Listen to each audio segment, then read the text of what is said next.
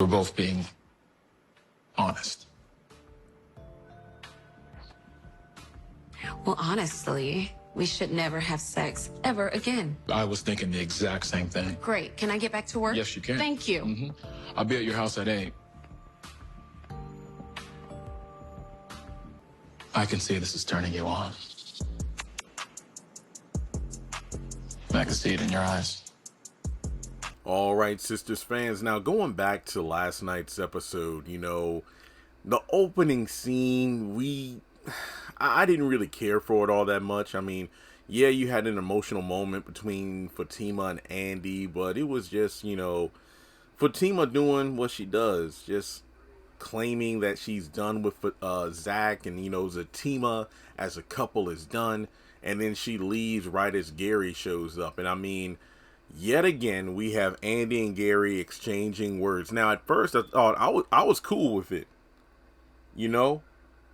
Just the fact that it's like, oh yeah, Andi's standing her ground. She ain't got time for this nonsense. And she's not backtracking on anything she told Gary from the night before. It wasn't hey Gary, I slept off my high and whatnot, and I didn't mean what I said. No, she said what she said, and she meant it.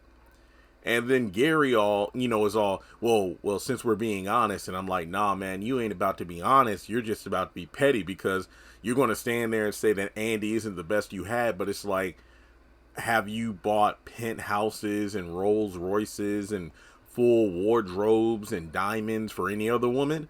I mean, if that ain't the best you ever had, then why would you give that woman the best you can offer her in order to entice her to be with you? So, I mean, that's straight up cap right there. I don't know what in the world Gary's talking about.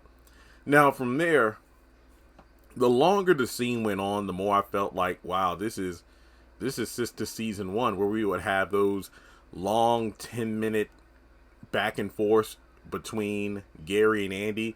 But the main difference is the long pauses in between dialogue. If you go back to those early seasons of Sistas or early episodes, yeah, you will notice that after like Andi would talk or Gary would talk, there would be a long pause, pretty much to fill up the runtime. They would just stare intensely at each other, and then Gary's like, fine, I'm gone. But then by the next episode or whatever, Gary's like, I'm sorry, I was an asshole and whatnot. And then he goes right back to being an asshole after they make up. So Andi has this whole spiel with Fatima. You can't give up on Zach. You two give me hope that true love exists. Then it's like her and Gary go at it, and I'm like, okay, Andi, it's like you're taking what Miss Roberta said, and you're looking at the Zach and Fatima situation, and you're not going to get involved with Gary anymore. But then after the whole exchange, your place, 8 o'clock. Wait, what? I can tell you're turned on right now. I don't get off till 9:30. 9:30 it is. She's all flustered. And just to jump ahead in the promo for next week, we know that Gary does come over.